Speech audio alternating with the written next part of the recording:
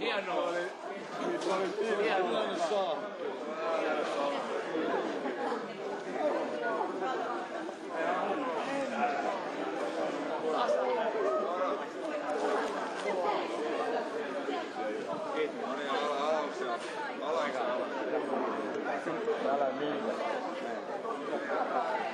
Mitä kaikkea te olette tämän ihanan pojan kanssa tehneet?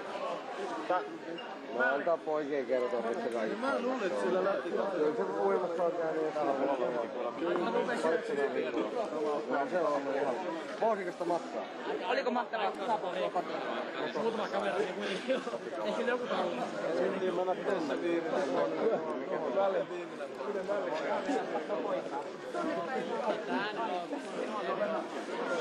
No minkä mä sille pahaan? Todellisuus. On viinaa hetkittää.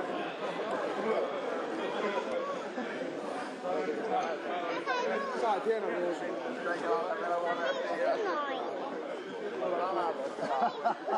Olette käyttänyt sitä jo? Se joukkueen sisäisyyduksia. Tää on aina meidän mukaan. Odotatteko, että pääsette saunaan sen kanssa vai joku on käynyt? Se on joukkuevälinen juttu. Ehkä ei. Mikko. Näytetäänkö suoraan lähetykseen vielä mestaruuspokaalia tänne nettiin? Niin. Miten on tuo mestaruus sulateltu nyt, kun sitä vajaa vuorokausi on aikaa? No ei, siis pikkuhiljaa ollaan sulateltu ja nyt päästiin vihdoin Suomeen ja tuotiin pytty, mihin se kuuluu, eli Suomeen ja Suomen kansalle. Tää on mun mielestä koko Suomen juttu ja mun mielestä kaikkien pitää olla tosi ylpeitä. Torilla odottaa ilmeisesti aika isot juhlat. Miten paljon sinä henkilökohtaisesti odotat tuota torijuhlaa jo? No aika paljon, ei mitään siis. Nyt on vielä pieni happi ja sitten lähdetään kohti toria niin kuin sanoin, niin mun mielestä tää on totta kai meidän joukkueen jätkien juttu, mutta kyllä tää on mun mielestä ennen kaikkea niin koko Suomelle siis ihan huikea asia. Hornet saatuessa tulitte tänne, miltä se tuntui? No ei ole ensimmäinen kerta kun Hornetti saatti Suomen maakameralle ja kyllä se tuntui aika hienolta. Miten tätä mestaruutta on tähän mennessä juhlistettu? No ei mitään, siis vähän Ratisalla juhlistettiin ja ei tässä hirveästi ole nukuttu vielä, mutta ei pidäkään. Nyt, niin kuin sanoin, niin toivottavasti koko Suomi juhlii ja mun mielestä silloin kun on aihetta juhlaa, niin pitää juhlia ja sitten taas kun aika palata arkeen, mutta kun aihetta juhlaa ja se juttu on siinä, niin siitä pitää nauttia. Hyvä Mikko, lämpimät onnittelut. Kiitos paljon.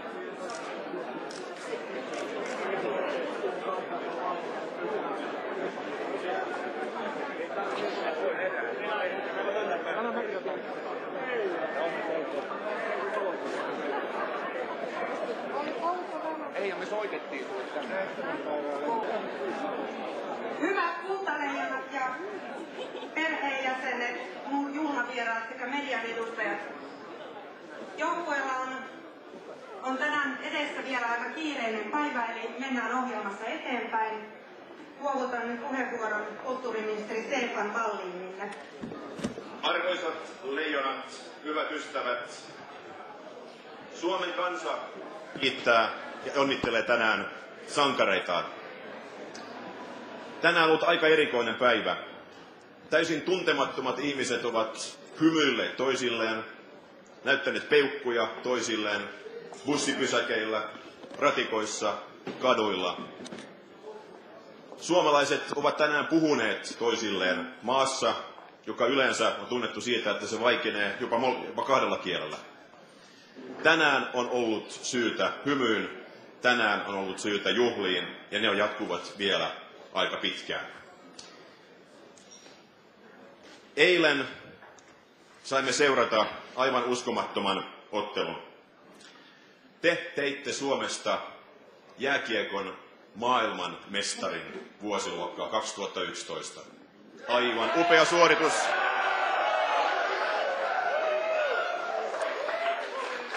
Kiitos myös henkilökohtaisesti mahdollisuudesta juhlia kanssanne yöllä pukukopissa. Tämä pukuni on kyllästetty, ei verellä, ei kyyneleillä, mutta teidän hiellä. Kaikkien halauksien jälkeen sitä on noin 1,5 litraa tässä puvussa. En siis tule sitä ikinä pesemään. Tänään on tullut myöskin erittäin paljon mukavia viestejä, sähköpostiviestejä, onnitteluita. Yksi, joka tuli mun sähköpostiini, erottui joukosta. Ja mä luen sen tässä nyt. Yksinhuoltaja äiti käy päivätöissä 50 kilometrin päässä. Tultuaan kotiin illansuussa hän pakkaa pikkupojan kiekkovarusteet autoon ja vie pojan 40 kilometrin päähän peliharjoituksiin. Kotityöt ja ilta-askareet odottavat, kunnes iltamyöhällä palataan kotiin.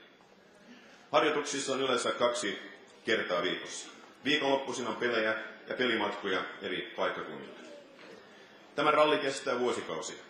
Pojasta ei ehkä tule huippukiekkoilijaa, joka voi monin verroin maksaa maailman maijon. Mutta äiti tahtoo johdattaa hänet hyvien harrastuksien pariin, koska näkee ympärillä niin paljon onnettomia nuoria. Nyt Suomi on uusi maailmanmestari. Nekin pojat, jotka eivät koskaan pääse juhlimaan maailmanmestaruutta, ovat välttämättömiä tähtien tekijöitä. Ilman heitä ei ole joukkueita, jossa kyvyt kehittyvät. Ja tähän loppuu lainaus. Tähän on kuultaas aika vähän lisättävää. Jokainen näki, mitä te teitte eilen jäällä. Mutta jokaisen taustalla ja takana on suuri joukko niitä, jotka ovat olleet teidän tukenanne kaikki nämä vuodet ja edelleen ovat, mutta jotka eivät välttämättä näy julkisuudessa. Kaikki nämä henkilöt, jokainen meistä, jokainen suomalainen ansaitsee tätä hetkeä. Mahdollisuutta tuntea onnea ja onnistumisen iloa. Jokainen meistä on maailmanmestari. Ja te olette sankareita kaikki, joka ikinen. Kiitoksia leijonat, ihanaa leijonat, ihanat kultapojat. Yes!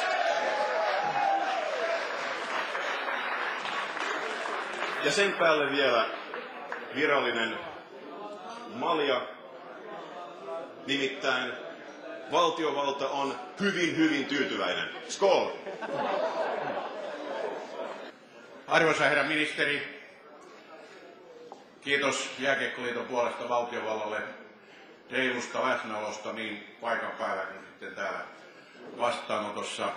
Toivottavasti tämä maailmanmestaruus antaa pontta myöskin hallitusneuvotteluihin ja toivottavasti tulevasta hallituksesta tulee yhtä tiivis kuin tämä joukkue oli tuolla kisossa. Paransi koko ajan juoksua kohti maalia. Ennennäkemätön suoritus. Myöskin kiitos koko Suomen kansalle siitä, että olette eläneet mukana, mutta tämä tietysti tällainen menestys tuo myöskin lieveilmiöitä ja me Jääkiekkoliitossa sanoudumme irti kaikista näistä lieveilmiöistä, mitä sinne on esimerkiksi nettiin ilmestynyt. Toivottavasti tämä yhdistää Suomen kansaa. Ja nyt suunnitelmien mukaan varsinaisen puheenvuoron pitää meidän kapteeni Mikko Koivu.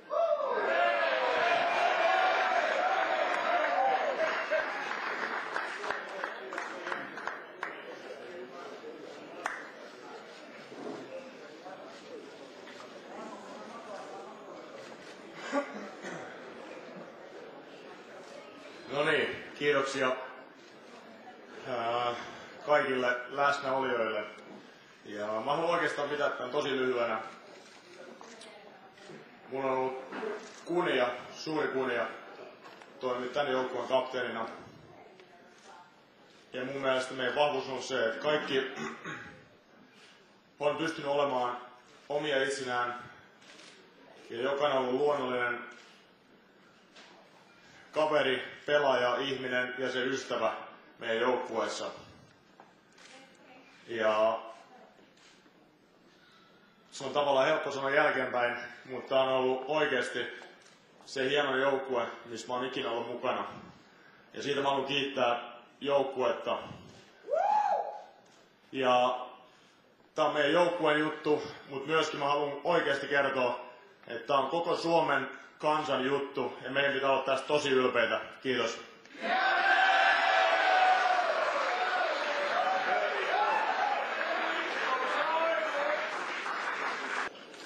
Pannaan noin ja...